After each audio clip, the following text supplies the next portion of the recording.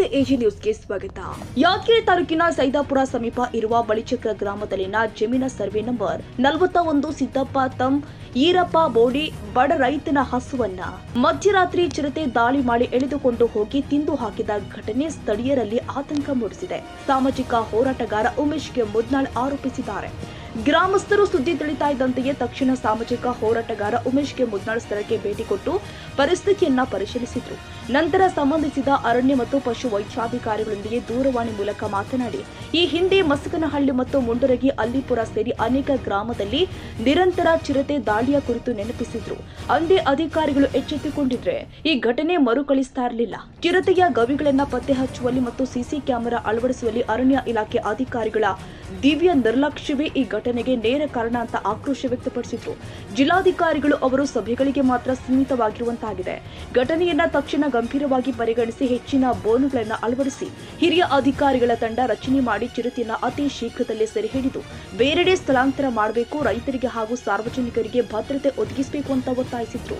ಮತ್ತು ರೈತರು ಎಚ್ಚರಿಕೆಯಿಂದ ತಮ್ಮ ಜಾನುವಾರುಗಳ ಮೇಲೆ ಕಾಳಜಿ ವಹಿಸಬೇಕು, ಒಬ್ಬೊಬ್ಬರಾಗಿ ಜಮೀನುಗಳಿಗೆ ತೆರಳದೆ ಎಚ್ಚರಿಕೆಯಿಂದ ಇರಬೇಕು ಅಂತ ಕಿವಿಮಾತು ಹೇಳಿದ್ದಾರೆ.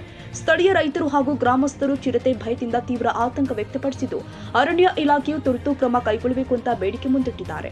ಅದಲ್ಲದೆ ಶೀಘ್ರದಲ್ಲೇ ಚಿರತೆಗೆ ಬಲಿಯಾದ ಹಸುವಿನ ಮಾಲೀಕ ಸಿದ್ದಪ್ಪ ತಮ್ ಈರಪ್ಪ ಬೋಳಿ ರೈತನಿಗೆ ಸೂಕ್ತ ಪರಿಹಾರ ನೀಡಬೇಕು ಮತ್ತು ಆ ಚಿರತೆಯನ್ನ ಸೆರೆ ಹಿಡಿಯದೆ ಹೋದ್ರೆ ಯಾದಗಿರಿ ರಾಯಚೂರು ಮುಖ್ಯ ರಸ್ತೆ ತಡೆದು ಪ್ರತಿಭಟನೆ ಮಾಡಲಾಗುತ್ತೆ ಅಂತ ಎಚ್ಚರಿಸಿದ್ದಾರೆ.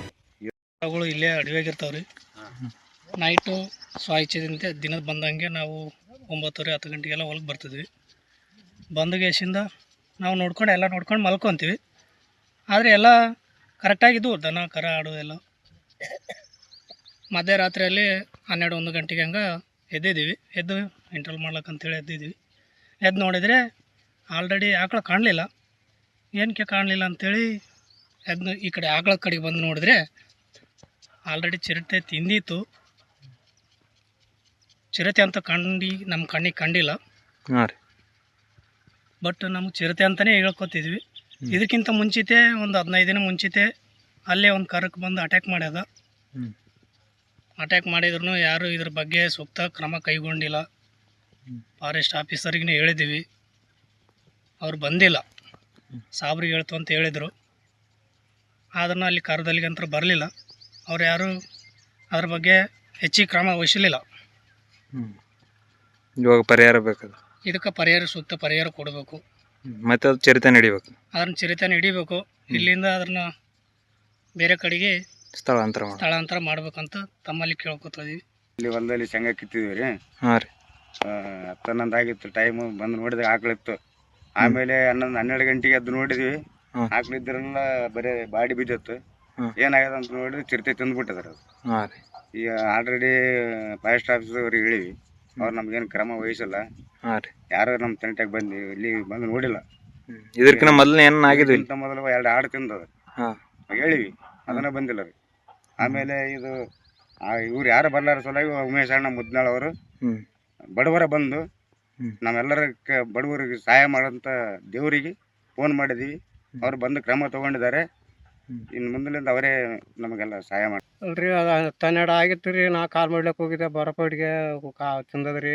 ಆಕಳಿ 3 ತಿಂಗಳಾಯ್ತು. ಕರ ಒದರಕೈತದ್ರಿ. ಹಾಂ ರೀ. ಯಾವ ಊರು ಇದು? ಬಳಿಚಕ್ರಿ. ಏನಾಗದ ಆಕಳಿಗೆ? ಚಿರ್ತಕ್ಕೆ ತಿಂದದ್ರಿ. ಏನದು ಆಕಳ ಇದು 3 ತಿಂಗಳಾಯ್ತು ರೀ. ಕರನ ಅದ ಇವಾಗ? ಕರನ ಅದ ರೀ.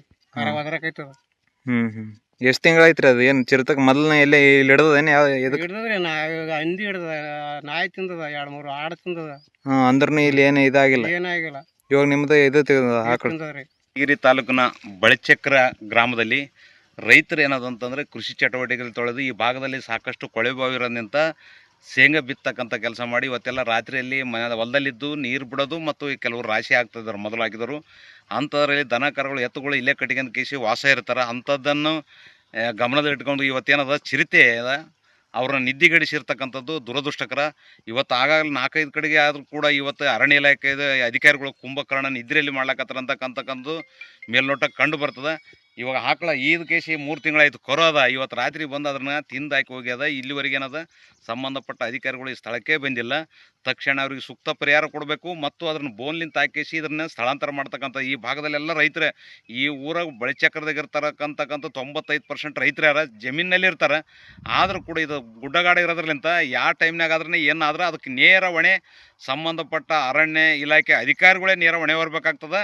ತಕ್ಷಣ ಅದನ್ನು ಸೆರೆ ಹಿಡಿದು ಕೇಸಿ ಬೇರೆ ಕಡೆಗೆ ಸ್ಥಳಾಂತರ ಮಾಡ್ತಕ್ಕಂಥ ಕೆಲಸಕ್ಕೆ ಮುಂದಾಗಬೇಕು. ಮುಂದೆ ಇದರಿಂದ ಯಾರಿಗಾದ್ರೂ ಏನು ಅನಾಹುತ ಆಯ್ತು ಅಂದ್ರೆ ಅರಣ್ಯ ಇಲಾಖೆ ಅಧಿಕಾರಿ ಬರ್ತಕ್ಕಂಥ ತಾಲೂಕು ಆಗಿರ್ಬೋದು, ಜಿಲ್ಲಾ ಮಟ್ಟದ ಅಧಿಕಾರಿಗಳು ಆಗಿದ್ರೆ ಪರವಾಗಿಲ್ಲ. ಅವ್ರ ಮ್ಯಾಗೆ ನಾವು ಯಾರನ್ನು ತಪ್ಪು ಮಾಡಿದ್ರೆ ಗಲಾಟೆ ಮಾಡಿದ್ರೆ ನಮ್ಮ ಮ್ಯಾಗೆ ಎಫ್.ಐ.ಆರ್ ಮಾಡ್ತಾರಲ್ಲ, ಅವ್ರ ಮ್ಯಾಗೆ ನಾವು ಪ್ರಕರಣ ದಾಖಲು ಮಾಡ್ಬೇಕಾಗ್ತಕ್ಕಂಥದ್ದು ಇದೇ ಸಂದರ್ಭದಲ್ಲಿ ಎಚ್ಚರಿಕೆ ನೀಡ್ತೀನಿ.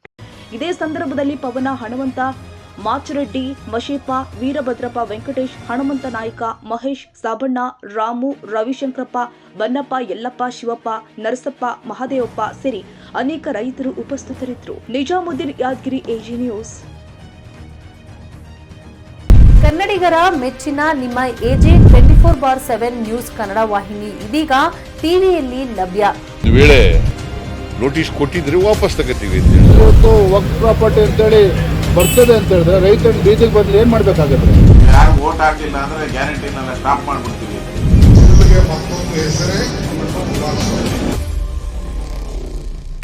ಕರ್ನಾಟಕ ಮತ್ತು ದೇಶ ವಿದೇಶ 360 ಡಿಗ್ರಿ ಸುದ್ದಿ ಹಾಗೂ ಉತ್ತರ ಕರ್ನಾಟಕ, ಬೆಳಗಾವಿ, ಬಾಗಲಕೋಟೆ, ಧಾರವಾಡ, ಹಾವೇರಿ, ಗದಗ, ಬಿಜಾಪುರ ಜಿಲ್ಲೆಯ ಕ್ಷಣ ಕ್ಷಣದ ವಿವರವನ್ನ ಪಡೆಯುವುದಕ್ಕೆ ಎಜೆ 24/7 ನ್ಯೂಸ್ ಕನ್ನಡ ವಾಹಿನಿಯನ್ನ ಲೈಕ್ ಮಾಡಿ, ವಿಡಿಯೋಗಳನ್ನ ಶೇರ್ ಮಾಡಿ, ಕಮೆಂಟ್ ಮಾಡುವ ಮೂಲಕ ನಮ್ಮ ವಾಹಿನಿಗೆ ಸಹಕಾರ ನೀಡಿ ಮತ್ತು ಚಾನೆಲ್ ಅನ್ನ ಸಬ್ಸ್ಕ್ರೈಬ್ ಮಾಡಿ. ಧನ್ಯವಾದಗಳು.